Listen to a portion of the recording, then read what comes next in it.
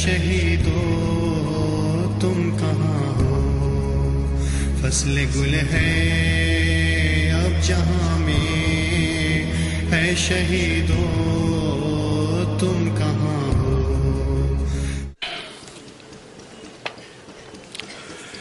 نحمده ونصلي على رسوله الكريم، اما بعد،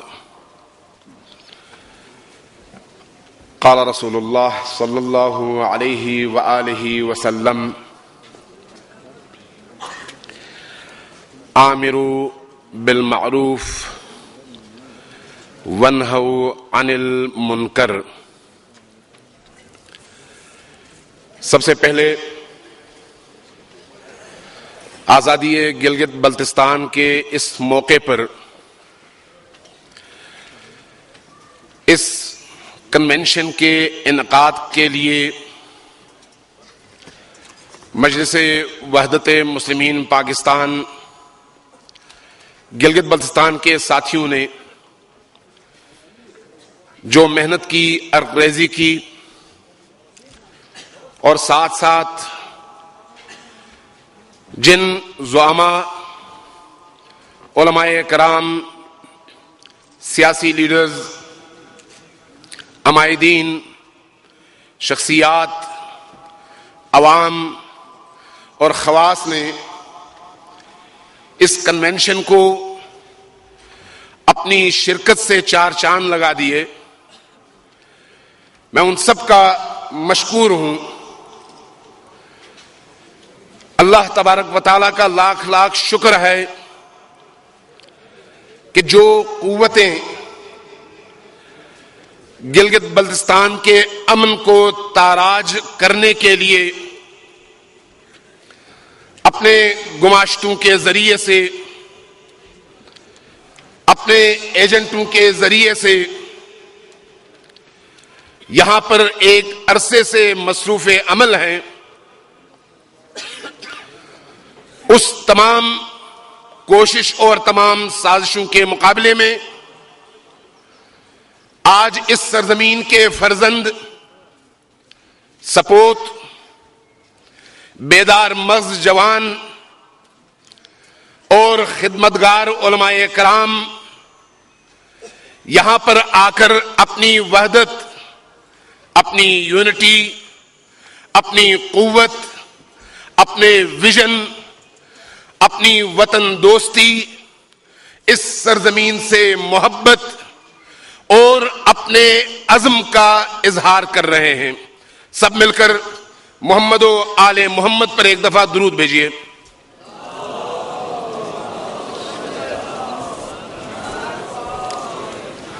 یہ پروگرام آزادی کے عنوان سے ہو رہا ہے۔ آزادی کیوں اور کس لیے؟ کیا اس سرزمین کے فرزندوں نے ڈوگروں سے جنگ لڑ کر اس سرزمین کو اگر اپنے خون سے آزاد کرایا تو ان کا مقصد یہ تھا کہ ہندوؤں سے آزادی دلانے کے بعد انگریزوں کے غلاموں کی غلامی میں اس سرزمین کو دیا جائے؟ اس وقت ہندو حاکم تھے اور آج انگریزوں کے غلاموں کا بنایا ہوا نظام حاکم ہے۔ اس وقت ہم ہندوؤں کے غلام تھے اور آج غلاموں کے غلام ہیں۔ وہ غلام جن کی نظر میں نہ اپنی قیمت ہے اور نہ اپنی قوم کی قیمت، وہ غلام جن کی نظر میں اگر کوئی چیز اہم ہے تو وہ صرف اور صرف ان کا پیٹ ہے، چاہے وہ کسی بھی لباس میں ہو، چاہے انہوں نے بیوروکریسی کا لباس پہنا ہو، چاہے انہوں نے اسٹیبلشمنٹ کا لباس پہنا ہو، چاہے انہوں نے سیاسی لبادے میں اپنے آپ کو چھپایا ہو، چاہے انہوں نے مذہب کا لباس پہن کر مذہب کو قتل کیا ہو۔ یہ جو لوگ ہیں یہ اس ملک کے، اس سرزمین کے فرزند بھی ہیں اور اس کے حامی بھی ہیں. آپ میں سے کوئی ایسا ہے جو یہاں پر قتل و غارت گری چاہتا ہو؟ کوئی نہیں چاہتا. کیا کوئی ایک بندہ یہاں پر ایسا اٹھ کر بتا سکتا ہے کہ میں اس خطے کے امن اور امان کو تہو بالا دیکھنا چاہتا ہوں؟ کوئی ایسا نہیں ہے. اگر کوئی ایسا نہیں ہے تو پھر وہ کون سی قوتیں ہیں جو اس سرزمین کو ہمیشہ آگ کی بھٹی میں جلتا دیکھنا چاہتے ہیں؟ وہ کون سی قوتیں ہیں؟ سوال یہ ہے کہ آج جس سطح پر ہم پہنچ چکے ہیں، تعلیمی نظام اس سرزمین کا تباہ و برباد ہے، نقلوں پر گزارا چل رہا ہے، میرٹ کی دھجیاں اڑائی جا چکی ہیں. اس سرزمین میں اقتصاد، تجارت اور بزنس تباہال ہے. تاجر رو رہے ہیں، طالب علموں کی سالیں، طالب علموں کی عمریں ضائع ہو رہی ہیں، تعلیمی اداروں کا معیار گرتا چلا جا رہا ہے، مذہب کے نام پر مذہب کو بدنام مسلسل کیا جا رہا ہے. نقصان کس کا ہے؟ نقصان آپ کا ہے، میرا ہے، ہمارے جوانوں کا ہے، ہمارے مستقبل کا ہے، ہمارے فرزندوں کا ہے، اس سرزمین کے بیٹوں کا ہے، چاہے اس کا نام شیعہ ہو یا سنی ہو، چاہے اس کا نام اسماعیلی ہو یا نور بخشی ہو. جو بھی اس سرزمین کا بیٹا ہے اس کا نقصان ہو رہا ہے، اور فائدہ وہ لوگ اٹھا رہے ہیں جو اپنی جیبیں بھر کر یہاں سے چلے جاتے ہیں. یہ ایک حقیقت ہے. جب یہ حقیقت ہے تو ہمیں سوچنا ہے کہ کون دشمن ہے اور کون دوست ہے. ہمیں یہ سوچنا ہے. کیا یہ ہماری بدقسمتی نہیں ہے کہ پورے پاکستان میں بھی ایسا ہے اور اس سرزمین میں بھی ایسا ہے؟ شراب خور، رشوت خور، کرپٹ اور لوگوں کی جمع پونجی اپنی جیبوں میں بھر کر اپنے بچوں کا مستقبل بنانے والے اور قوم کے فرزندوں کو آگ میں جھونکنے والے معزز ہیں، اور جو لوگ اس قوم کے مستقبل کی سوچتے ہیں انہیں معاشرے سے آؤٹ کرنے کی کوشش کی جاتی ہے. کیا یہ حقیقت ہے یا نہیں؟ کون لوگ یہ کر رہے ہیں؟ آپ کو بھی پہچاننے کی ضرورت ہے، عمائدین اور لیڈرز کو بھی پہچاننے کی ضرورت ہے. یہ جو مسجدوں کی لڑائی پیدا کرنے کی کوشش کی جاتی ہے، کون کرتا ہے؟ یہ جو شیعہ سنی کے درمیان اختلاف پیدا کرنے کی مسلسل کوشش ہو رہی ہے، یہ کون کر رہا ہے؟ میں ایک سوال پوچھتا ہوں، کیا آج تک تاریخ انسانیت میں جتنی بھی جنگیں ہوئیں ان میں کوئی ہارا کوئی جیتا؟ ہاں، کچھ لوگ جیت گئے جن کے پیٹ بھر گئے، جن کا بینک بیلنس بنا، لیکن عوام ہمیشہ ہاری ہے. کیونکہ جنگوں سے، نفرتوں سے، فرقہ واریت سے ہمیشہ عوام کو نقصان پہنچا ہے، حکمرانوں کو کبھی بھی نہیں. آج آپ اسی سرزمین میں دیکھیں، اس فرقہ وارانہ فضا کو پیدا کرنے کے پیچھے کن کن لوگوں کا ہاتھ رہا. آپ لشکر کشیوں کو دیکھیں، ٹارگٹ کلنگز کو دیکھیں، فسادات کو دیکھیں، مارو مارو کے نعروں کو دیکھیں، کافر کے نعروں کو دیکھیں. سب کے پیچھے آپ کو کچھ مخصوص اذہان ملیں گے جنہوں نے اپنا کمایا قوم کو تباہ کیا، قوم کو تباہ کیا، اور اس کے نتائج آج آپ کے سامنے ہیں. لیکن ایک سوال پوچھتا ہوں کہ جن لوگوں نے یہ لڑائیاں لڑوائیں، کیا اس کے کوئی نتائج عوام کو بھی ملے؟ جتنی بھی جنگیں ہوئیں، نتیجہ یہ تھا کہ آخر کار میز پر آ کر گفت و شنید کے ذریعے سے امن بحال کیا جائے. تو پھر اتنے سارے قتل اور اتنی ساری نفرتوں کے پیدا کرنے کے بعد کیوں ہم میز پر بیٹھیں؟ اس سے پہلے کیوں نہ ہم دوستوں کو اکٹھا کریں؟ جب تمام تر جھگڑوں کے بعد ہم نے دوبارہ بیٹھ کر مذاکرات کرنے ہیں، گفتگو کرنی ہے، اور گفتگو کے ذریعے سے ایک دوسرے کے حقوق کی پامالی کو روکنا ہے، ایک دوسرے کے حقوق کا تحفظ کرنا ہے تاکہ ہماری قوم کو فائدہ پہنچے. تو پھر کون سا ایسا عقل مند ہے جو درجنوں جوانوں سینکڑوں گھروں کو تاراج کرنے کے بعد پھر اس اقدام کے لیے آئے؟ یہاں پر شیعہ بھی بیٹھے ہوئے ہیں، سنی بھی موجود ہیں، اسماعیلی نور بخشی بھی موجود ہیں، مختلف پارٹیوں کے نمائندے بھی موجود ہیں. میں ایک سوال پوچھتا ہوں تمام عمائدین سے. بعض دوستوں نے، بزرگوں نے یہاں پر کہا کہ یہ علماء کرام کی زیادہ بڑی ذمہ داری بنتی ہے.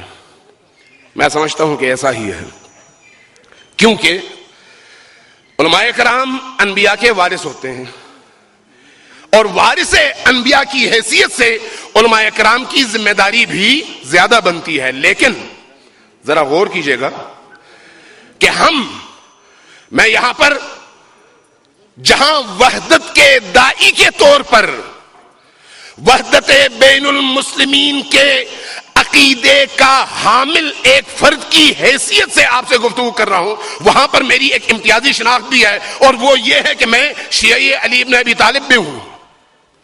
جہاں اس سٹیج پر آ کر میرا ایک دیوبندی بھائی، ایک بریلوی بھائی، ایک اہل حدیث بھائی آ کر گفتگو کرتا ہے اور وحدت کی بات کرتا ہے، اتحاد کی بات کرتا ہے، وہیں پر اس کی ایک امتیازی شناخت بھی ہے کہ وہ اپنے مسلک کا پیروکار بھی ہے.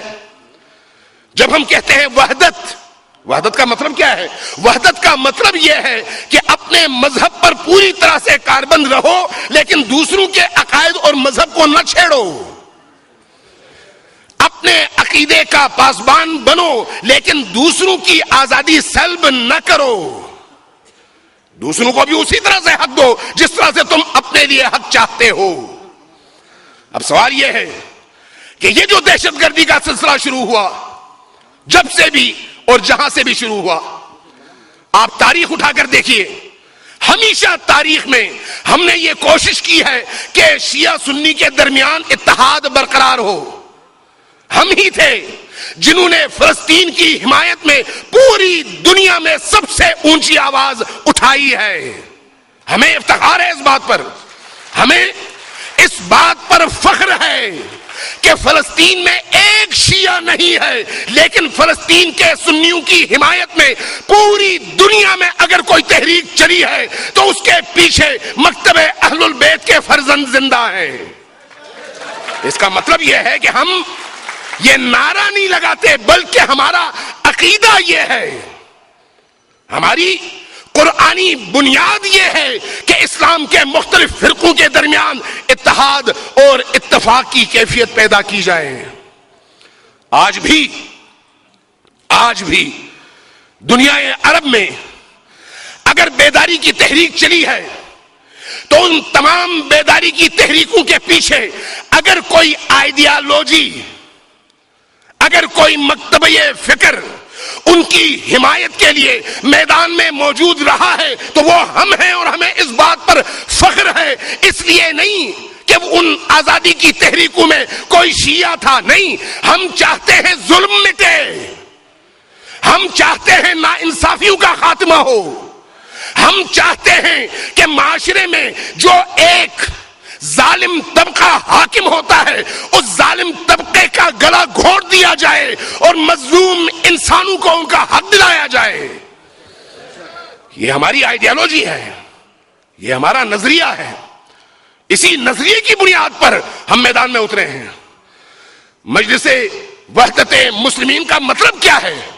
مسلمانوں کے درمیان اتفاق، اتحاد، وحدت، یکسوئی اور یکجہتی پیدا کرنا. کن مقاصد کے لیے؟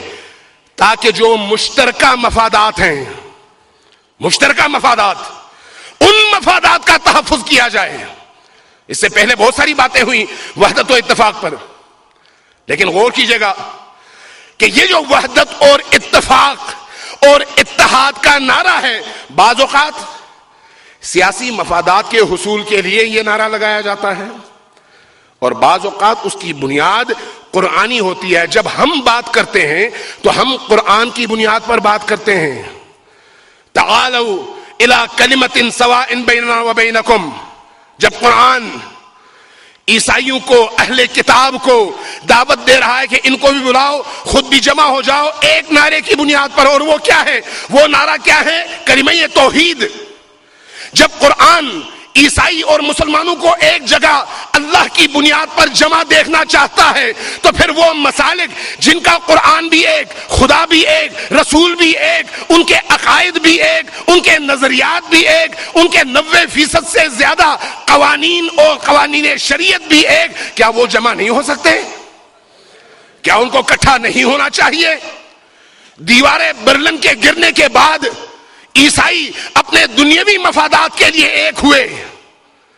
کیا ہم گلگت بلتستان میں اس علاقے کے مفاد کے لیے سود خوروں اور حرام خوروں سے اس مملکت، اس سرزمین کو نجات دلانے کے لیے، اس سرزمین کے محروم لوگوں کو ان کے حقوق پہنچانے کے لیے اکٹھے نہیں ہو سکتے؟ آج جب کسی پیکج کا اعلان ہوتا ہے، ایک گروہ کو اٹھایا جاتا ہے کہ یہ پیکج ہمارے مفادات کے خلاف ہے. گویا کچھ نہ ملے تو ٹھیک ہے، کچھ ملے تو غلط ہے. ہم یہ کہتے ہیں کہ اس طرح کے پیکجز سے بہلایا تو جاتا ہے لیکن یہ حق ادا نہیں کیا جاتا. کیا اس سرزمین کو آزادی دلانے والوں کا یہ حق نہیں ہے کہ گلگت کا ایک بچہ بھی یہ استعداد رکھتا ہو کہ بڑا ہو کر پاکستان کا صدر بن سکے؟ کیا گلگت بلتستان کے بچوں میں استعداد اور صلاحیت کم ہے؟ نہیں. میں جانتا ہوں، میں نے دیکھا ہے.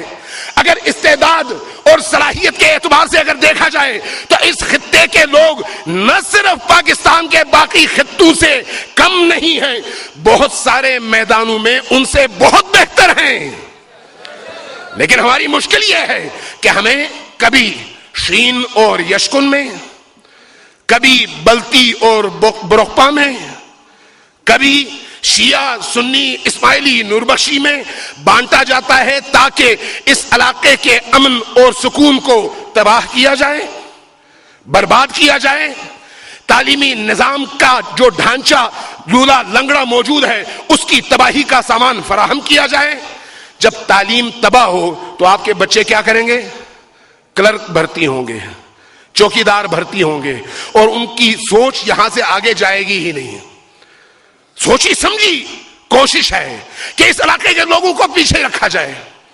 میں یہ پوچھنے میں حق بجانب ہوں کہ کیا اس سرزمین کے رہنے والے اپنی استعداد کے لحاظ سے پاکستان کی بیوروکریسی کے اندر باقی شعبوں میں کیا بہترین مقامات میں انہوں نے بہترین خدمات پیش نہیں کی؟ کیا اس سرزمین کو اپنا خون دے کر آزادی دلانے کی قیمت یہ دی گئی کہ آپ کو ہمیں غلام بنایا جائے؟ ہم غلام بننے کے لیے نہیں آئے تھے. نہ ہمیں ہمارا دین غلام بننے کی اجازت دیتا ہے اور نہ ہماری حب الوطنی ہمیں غلام بنانے کی اجازت دیتی ہے.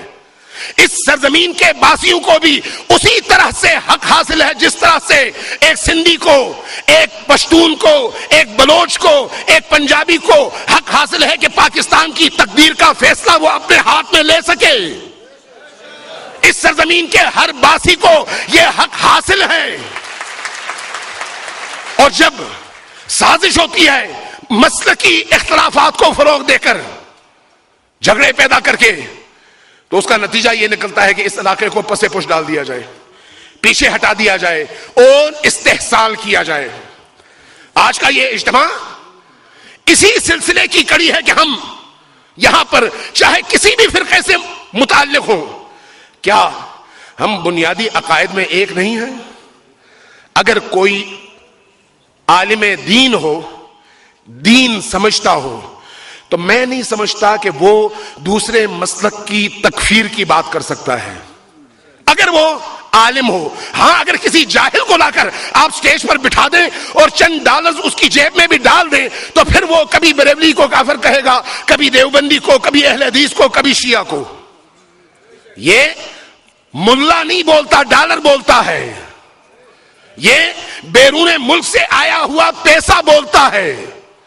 ریمنڈ ڈیوس کے جو انکشافات سامنے آئے ہیں اور جو حقائق آپ کے سامنے مجھے نہیں معلوم ہے یا نہیں, ان کا ذرا مطالعہ کریں, پتہ چل جائے گا کہ اسی سرزمین میں, اسی گلگت کے اندر امریکیوں نے کیا کیا کوششیں کی ہیں, برطانوی ایجنٹوں نے کیا کیا کوششیں کی ہیں. بعض اوقات ہمارے بعض دوست بڑی سادگی کا شکار ہوتے ہیں کہ انگریز بڑے عادل ہیں.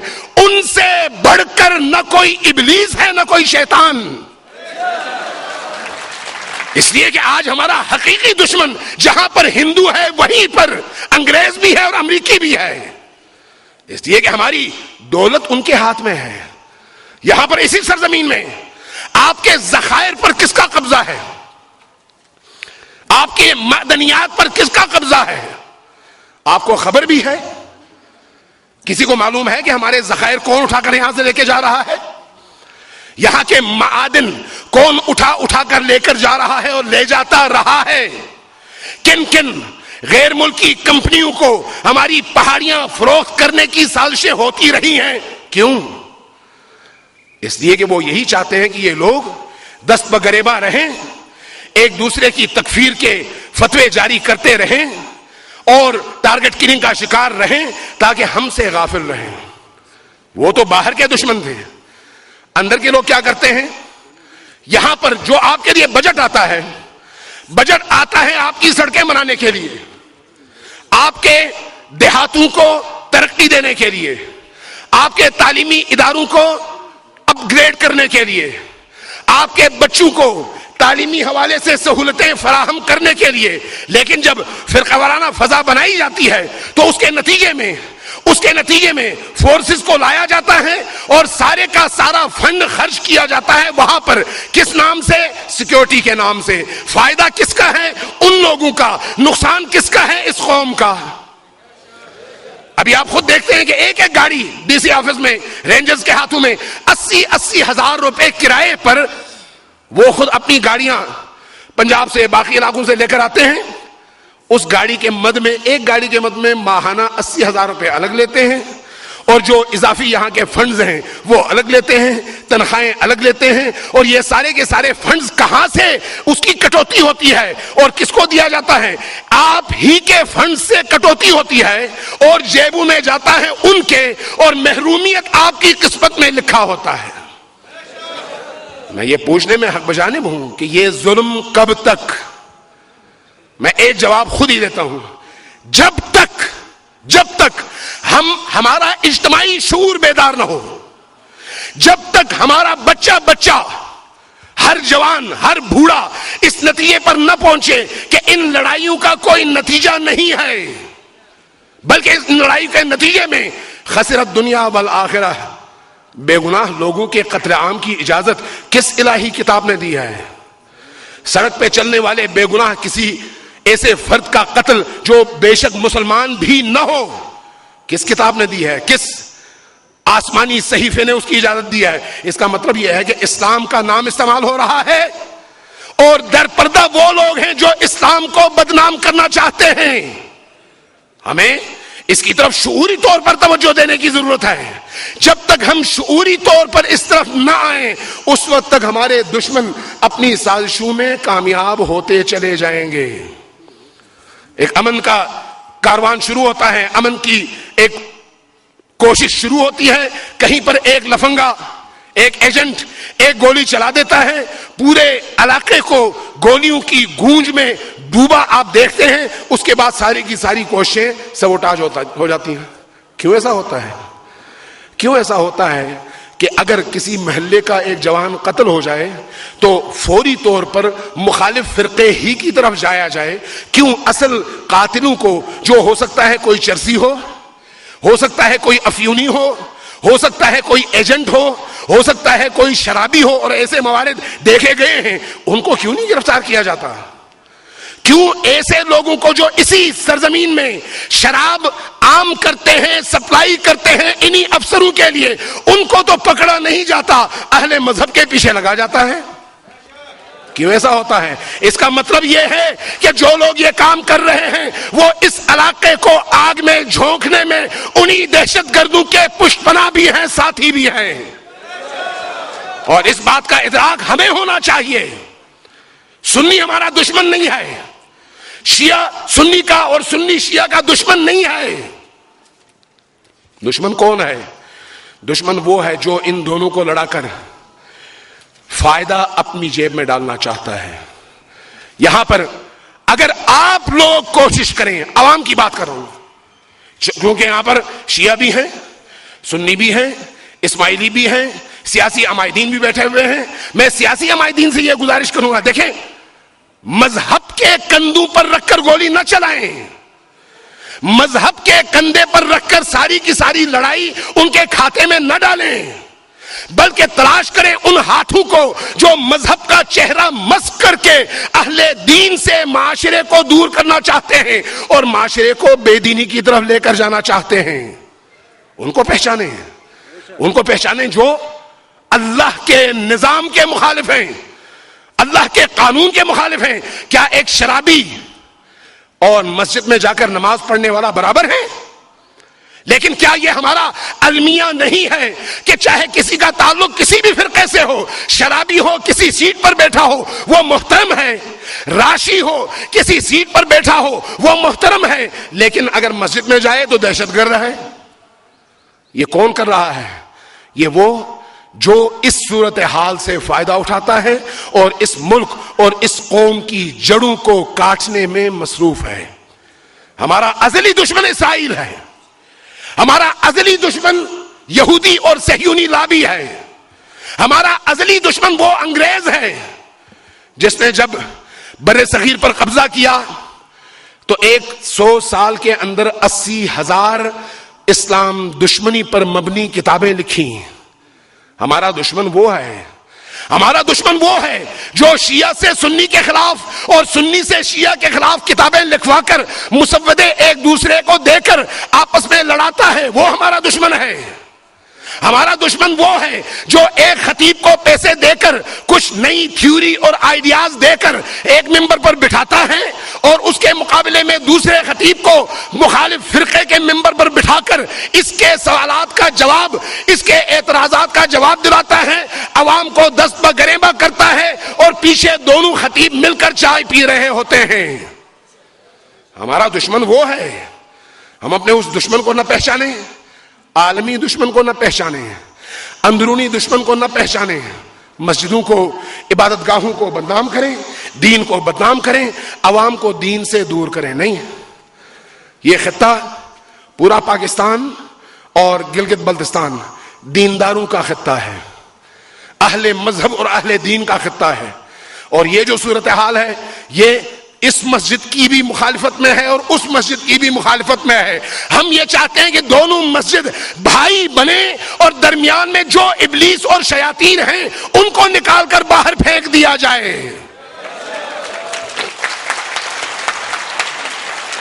میں چونکہ معزز مہمان یہاں پر کافی ہیں، میں چاہ رہا تھا کہ ہمارے جو اہل سنت اسماعیلی دوست احباب یہاں پر موجود ہیں ان کے سامنے گفتگو کی جائے، چونکہ ہمیں ان دوستوں سے ایک گلہ بھی ہے، خصوصاً اس علاقے میں ہم ہمیشہ اتحاد کے داعی رہے ہیں، رہیں گے، ایک ٹیکنیک کی بنیاد پر نہیں، ہم اپنے عقیدے کی بنیاد پر، لہذا ایسے اجتماعات ہوتے رہیں گے۔ یہ بارش کا پہلا قطرہ ہے ایک ایسی فضا میں جب فرقوارانہ ہم آہنگی ناپید ہے۔ آج یہاں پر شیعہ سنی اسماعیلی اور باقی جتنے بھی فرقے ہیں، سیاسی پارٹیاں ہیں، اگرچہ آپس میں اختلاف رکھتے ہوں لیکن ایک کاز کے لیے جمع ہیں، اور ہماری کوشش یہ ہے کہ پورے خطے کے عوام کے درمیان اسی طرح سے مشترکات کی بنیاد پر اجتماعات ہوں اور انہیں ایک کیا جائے۔ لیکن اس کے لیے میں اپنے اسماعیلی بھائیوں سے بھی اور اپنے اہل سنت بھائیوں سے بھی یہ گزارش کروں گا کہ عوام سے نہ ڈریں، عوام کے اندر موجود شریر عناصر سے نہ ڈریں۔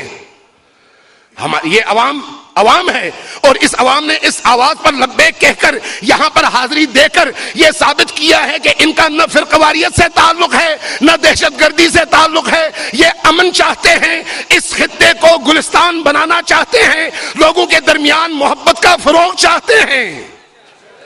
لوگوں نے ثابت کیا ہے. آپ بھی جائیں اپنے عوام کے درمیان جلسے رکھیں, پروگرام رکھیں, ہمیں بھی بلائیں, اسماعیلیوں کو بھی بلائیں, ہمارے نوربخشی بھائیوں کو بھی بلائیں, جتنے بھی فرقے مسالک موجود ہیں سب کو بلائیں, سب کٹھے ہو کر عوام کو وہ پیغام دیں جس میں عوام کی, اسلام کی, دین کی بقا ہے, اور اس رستے سے لوگوں کو روکنے کی کوشش کریں جو اس خطے کی تباہی پر منتج ہوتا ہے. والسلام علیکم ورحمۃ اللہ وبرکاتہ.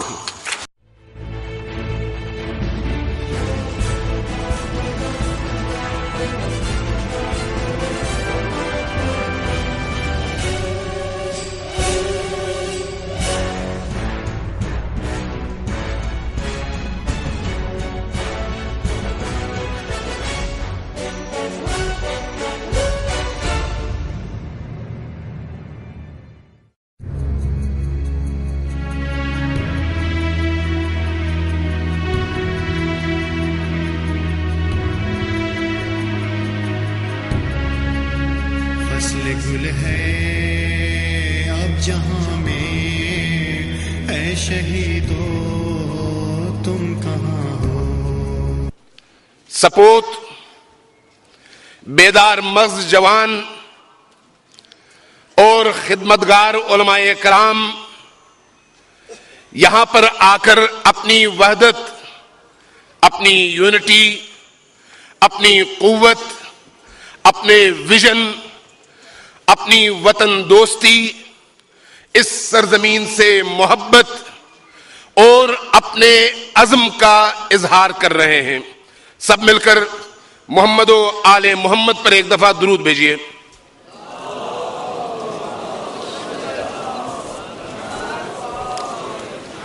یہ پروگرام آزادی کے عنوان سے ہو رہا ہے. فصل گل ہے اب جہاں میں، اے شہیدو تم کہاں ہو.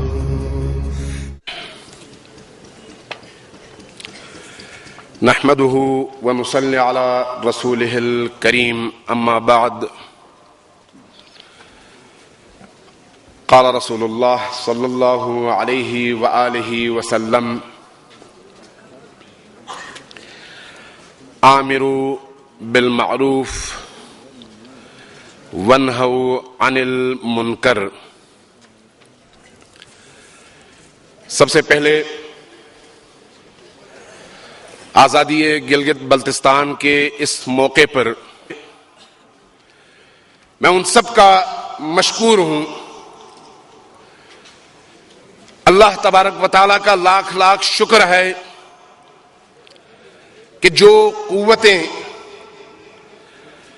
گلگت بلتستان کے امن کو تاراج کرنے کے لیے اپنے گماشتوں کے ذریعے سے، اپنے ایجنٹوں کے ذریعے سے یہاں پر ایک عرصے سے مصروف عمل ہیں، اس تمام کوشش اور تمام سازشوں کے مقابلے میں آج اس سرزمین کے فرزند اس کنونشن کے انعقاد کے لیے مجلس وحدت مسلمین پاکستان گلگت بلتستان کے ساتھیوں نے جو محنت کی، عرق کی، اور ساتھ ساتھ جن زعماء، علماء کرام، سیاسی لیڈرز، عمائدین، شخصیات، عوام اور خواص نے اس کنونشن کو اپنی شرکت سے چار چاند لگا دیے.